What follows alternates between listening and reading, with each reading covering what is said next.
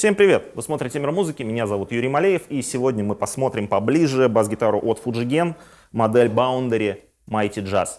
В прошлых роликах с Витей Кучером мы смотрели модели Odyssey и Iliad, тоже серии Boundary, это самые бюджетные у Fujigen гитары, Superstrat и Telecaster, и в общем-то честь и хвала Fujigen, то что они не забыли о бас-гитаристах и выпустили джаз-бас, более того еще и в двух цветах, то есть вот такой вот прекрасный трехцветный Sunburst и вот такой вот синий бёрст, который мне, честно говоря, просто безумно нравится. Эта бас-гитара всем своим видом говорит нам о том, что это джаз-бас, и именно так ее можно и назвать.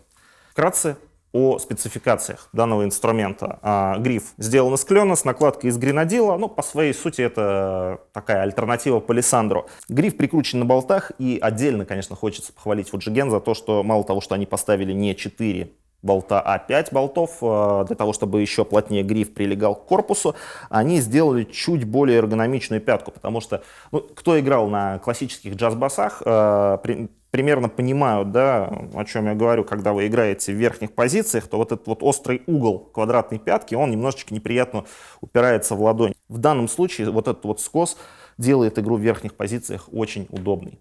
Корпус у этого инструмента сделан из липы. Конечно, липа такое дерево неоднозначное. Очень много есть музыкантов, которые не любят липу, особенно на бас-гитарах.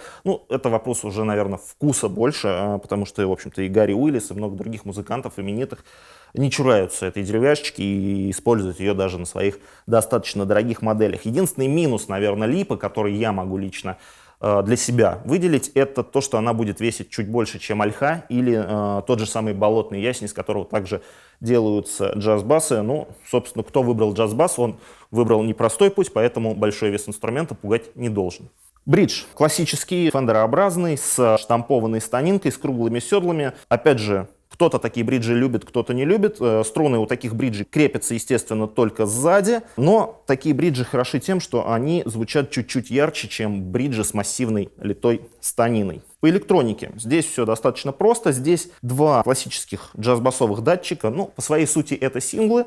Пассивная электроника, две ручки громкости, соответственно, одна для некового датчика, вторая для бриджевого датчика и пассивная ручка тона. Как я сказал, это классические джаз-датчики, то есть по своей сути это синглы однокатушечные, поэтому если вы любите класть на бас-гитару побольше гейна, играете в каких-то агрессивных стилях, то, скорее всего, вам надо будет подумать либо о том, что вам придется в каких-то паузах часто работать громкостью, что басисты обычно делать не очень любят, либо подумать о каких-то там нойз-гейтах. И, конечно, если мы говорим о инструментах Fujigen, то не стоит забывать о их фирменной системе установки ладов, CFS, технологии установки ладов. Мы неоднократно в наших обзорах упоминали эту технологию, и даже на каждом инструменте вот висят такие вот бирочки, которые свидетельствуют как раз вот о этих замечательных ладах. Что же такого особенного в этих ладах? Лад устанавливается не четко перпендикулярно струнам, то есть у нас лады не параллельные и не представляют из себя прямую линию,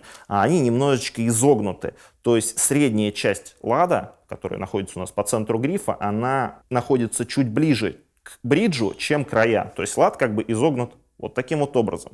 Естественно, радиус достаточно большой, то есть на глаз, если вот так вот смотреть и пытаться вглядеться, скорее всего, вы этого не увидите, но из-за того, что у нас струны, они тоже располагаются не параллельно, они расходятся, то есть на верхнем порожке струны находятся чуть ближе, на бридже струны расположены чуть дальше друг от друга, то такое скругление ладов делается для того, чтобы в точке соприкосновения струны с ладом у нас был всегда угол в 90 градусов. Что дает чуть более точное интонирование. Конечно, это не true temperament лады, которые просто идеально интонируют, но тем не менее это все-таки чуть лучше и чуть точнее, чем классическая установка ладов. Хотя, конечно, кого-то и классическая установка ладов устраивает, поэтому пишите в комментариях, как вы вообще относитесь к таким инновациям, как CFS или true temperament, и насколько вы часто обращаете внимание, что инструменты с классической установкой ладов могут чуть-чуть не строить. Ну а теперь вернемся снова к электронике и чуть больше поговорим о звуке инструмента. Как я уже сказал, это инструмент с пассивной электроникой, то есть у нас пассивные однокатушечные джаз-датчики, у нас пассивная электроника с двумя ручками громкости и одной ручкой тембра, соответственно, искать какую-то прям вот супер вариативность, которую дают вам инструменты с активной электроникой, в этом инструменте не стоит. Все-таки это джаз-бас, звук, который мы от него ждем, когда мы видим инструмент, особенно вот в таком вот более-менее классическом виде, мы ожидаем услышать звук джаз-баса. Но, тем не менее, наличие двух ручек громкости и ручки тембра даже в такой вот простой конфигурации дает нам хотя бы какую-то небольшую вариативность, то есть мы можем выбирать, на каком датчике мы хотим играть, сколько мы хотим подмешать бриджевого или некового датчика, хотя, честно говоря, я никогда вот эти вот промежуточные положения не использовал, что, например, я играю полностью на открытом нековом датчике и чуть-чуть приоткрываю, или там на 50% приоткрываю бриджевый датчик и на 30% убираю ручку тона. Я, конечно, приверженец крайних положений, но, тем не менее, есть музыканты, которым вот это вот все тоже бывает нужно. Ну и, конечно же, не стоит забывать о том, что джаз-бас — это не только просто классика бас-гитаризма, но и отличное поле для тюнинга, для того, чтобы из этого инструмента слепить то, что вам хочется. Особенно если фанаты, конечно, вот такого внешнего вида. Ну а теперь давайте все-таки послушаем этот инструмент чуть более детально.